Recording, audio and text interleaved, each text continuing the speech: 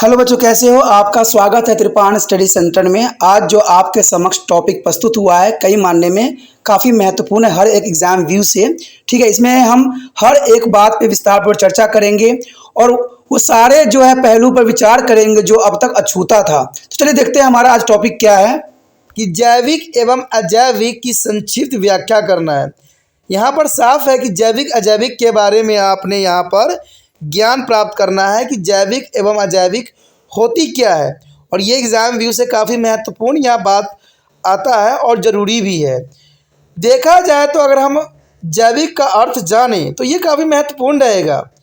जैविक यानी बायोटिक इसका अर्थ होता है, इंग्लिश में हम इसको बायोटिक कहते हैं और इसको सब दो शब्द से मेल से बना है। बायो का अर्थ होता है जीवन और आईसी का अर्थ होता है जैसा, यानी इस प्रकार इस शब्द का अर्थ हुआ जैसा, जीवन जैसा।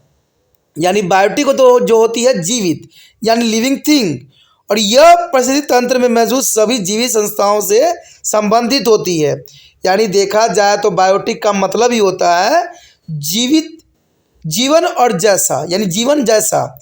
इसका मतलब साफ हो जाता है कि लिविंग थिंग की हम बात कर रहे हैं, जो जीवित हैं, जो अपना जो है पूरी तरह से गतिविधियां करते हैं पर्यावरण में, तो उसे हम जो है लिविंग थिंग कहते हैं और इसे ही हम जैविक भी कह सकते हैं। तो देखा जाए तो भाई तंत्र में मौजूद सभी जीवित प्राणियों से ये संबंध रखता है, उसे हम जैविक कहते हैं। और सबसे बड़ी बात आता है कि जैविक जो है उसके कारक कौन कौन से हो सकते हैं, कौन कौन से फैक्टर हैं। यदि हम बात करें जैविक कारक की तो ये काफ़ी महत्वपूर्ण रहेगा। देखा जाए तो जैविक कारक जो है पारिस्थितिकी तंत्र में सभी जीवित चीज़ों से संबंधित होती है।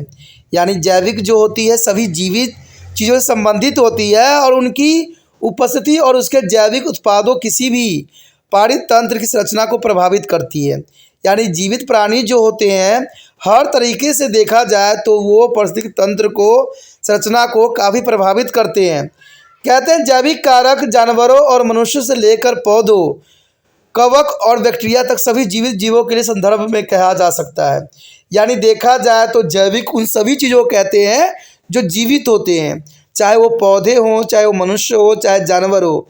इवन कि जो बैक्टीरिया, कवक, ये सारे के सारे जीवित के संदर्भ में ही आते हैं, इसलिए हम सबको जो है जीवित कह सकते हैं। लेकिन देखा जाए तो एक वायरस ही एक ऐसा जीव है जिसको हम मृत भी कह सकते हैं और जीवित भी कह सकते हैं, क्योंकि जैसे ही शरीर से बाहर निकलता है वो मरे हुए की तरह बिहेवियर करता है, लेकिन जैसे वो किसी भी शरीर के संपर्क में जाता है तो उसका जो है मेकानिज़्म यूज़ करके वो जीवित हो जाता है। तो उसको जो है जैविक भी कहना और अजैविक कहना दोनों ही संभव है, क्योंकि इसके करैक्टर ही दोनों तरह से ही यहाँ प्रदर्शित करते हैं। कहते हैं प्रत्येक प्रजाति के प्रजनन का भोजन आदि जैसी आवश्यकताओं को पूरा करने के लिए विभिन्न जैविक कारकों के बीच परस्पर क्रियाएं आवश्यक होती है। यानी हर जीव जंतु जो है अपनी प्रजनन एवं भोजन के लिए एक दूसरे पर इंटरडिपेंडेंट होते हैं। कहते हैं एक जीव जो है दूसरे जीव का भक्षण करता है और अपना जीवन जो है यापन करता है। तो ये काफ़ी महत्वपूर्ण है। देखा जाए तो जैविक कारकों के अगर उदाहरण के रूप में हम देखें तो देखा जाए तो जैविक संसाधनों के उदाहरणों में पारिस्थितिक तंत्र में मौजूद सभी जीव घटक शामिल होते हैं और इसमें उत्पादक भी हो सकते हैं, उपभोक्ता भी हो सकते हैं, डिकम्पोजर भी हो सकते हैं या डिट्रीवेसल शामिल भी हो सकते हैं। यानी देखा जाए तो इसमें सबका अपना अपना एक महत्वपूर्ण कार्य होता है, चाहे वो उत्पादक पौधा हो, उपभोक्ता जैसे जीव जंतु हों या डिकम्पोजर हो, यानी जो दूसरे जीवों को सड़ा गला देते हों। सबका अपना अपना यहाँ पर जो है पर्यावरण में अपनी एक पोजीशन है।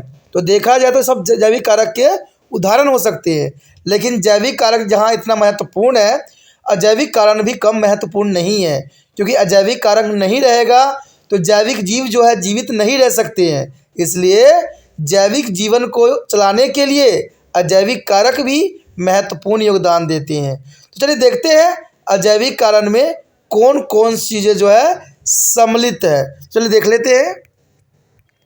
देखा जाए तो हमारे समक्ष जो आया है अजैविक का अर्थ। सबसे प्रथम तो हमें जानना पड़ेगा कि अजैविक का अर्थ होता क्या है। अजैविक शब्द एक पारिस्थितिक तंत्र में मौजूद सभी निर्जीव कारकों को संदर्भ में कहा गया है। यानी देखा जाए तो अबायोटिक का अर्थ ही यही होता है कि जो निर्जीव है, जो अपना क्रियाएं स्वयं नहीं कर सकते हैं, निर्जीव हैं, जो जीवित नहीं है, वो सब अजैविक के संदर्भ में आते हैं। कहते हैं सूर्य का प्रकाश, जल और भूमि सभी अजैविक कारकों का निर्माण करते हैं।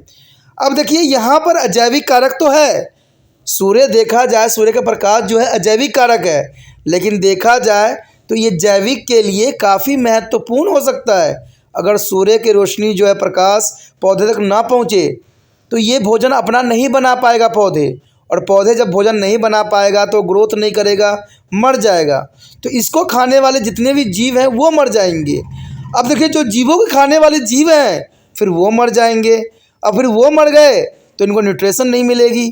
तो जर्नल सी बात देखा जाए तो जहाँ पर जैविक पर्यावरण को बनाते हैं तो अजैविक का भी महत्वपूर्ण स्थान होता है। कहते हैं जैविक के बिना अजैविक का कोई अस्तित्व नहीं है, जैसे पेड़ पौधे के बिना इंसान का अस्तित्व नहीं है। तो अजैविक अर्थ में यही देखा जाए कि ये परितंत्र में मौजूद सभी निर्जीव कारक के संदर्भ में कहा गया है। और ये निर्जीव कारक कौन कौन से हो सकते हैं? सूर्य के प्रकाश हो सकता है, जल और भूमि हो सकते हैं, और सभी अजैविक कारकों का निर्माण ये सब करते हैं। अगर हम अजैविक कारक देखें यानी अजैविक के फैक्टर देखें तो ये काफ़ी महत्वपूर्ण रहेगा। देखा जाए तो अजैविक कारकों से मतलब यही होता है कि सभी निर्जीव यानी देखा जाए तो वायुमंडल, जलमंडल, स्थल मंडल में मौजूद रासायनिक और भौतिक कारक से है। यानी देखा जाए तो सारे निर्जीव जो हमारे जो है जीवन को, सुविधाओं को सरल बनाते हैं, वो सारे निर्जीव इस फैक्टर में आते हैं। इसमें देखा जाए तो सूर्य का प्रकाश काफ़ी महत्वपूर्ण होता है जो अजैविक कारक है, और वायु, वर्षा, खनिज, मिट्टी अजैविक कारकों का एक महत्वपूर्ण उदाहरण हो सकता है। इसमें एमसीक्यू के रिगार्डिंग पूछ सकता है आपको कि इसमें से कौन जो है अजैविक कारक है और कौन जैविक कारक है। तो एमसीक्यू इन्हीं प्रकार से बनाए जाते हैं। तभी तो मैं कहता हूँ अगर इन क्वेश्चनों को समझ लेते हो ना तो आपको एमसीक्यू के साथ साथ आपका जो है क्वेश्चन भी तैयार हो जाएगा। और त्रिपाण स्टडी सेंटर एक ही क्वेश्चन में हजारों क्वेश्चन सम्मिलित होते हैं, तो इसलिए इन क्वेश्चनों को देखना आपके लिए महत्वपूर्ण रहता है। तो इसमें से पूछा जा सकता है कि अजैविक कारक बताइए कौन कौन से हैं। तो इसमें से आपको वायु, वर्षा कुछ दे देंगे और प्लस जो है कुछ जैविक के उदाहरण दे देंगे और आपको एमसीक्यू बना देंगे। तो एग्जामिनर ऐसे ही क्वेश्चन बनाते हैं, इसमें कोई दो राय नहीं है। तो देखा जाए तो आप समझ गए होंगे कि सूर्य का प्रकाश, वायु, वर्षा, खनिज, मिट्टी अजैविक कारकों का सबसे महत्वपूर्ण उदाहरण है, और इन कारकों का परिस्थिति तंत्र में प्रजातियों के अस्तित्व और प्रजनन का एक महत्वपूर्ण प्रभाव भी हमें देखने को मिल जाता है। उदाहरण के लिए देखा जाए तो पर्याप्त मात्रा में सूर्य के प्रकाश के बिना, यानी हम उदाहरण के रूप में देखें तो सूर्य के पर्याप्त प्रकाश के बिना स्वयं पोषित जीव जीवित रहने में सक्षम नहीं हो सकते। यानी जो भी अपना भोजन प्रकाश की उपस्थिति में अपना स्वयं पोषी जो जीव होते हैं, भोजन बनाते हैं, वो जीवित नहीं रह सकते।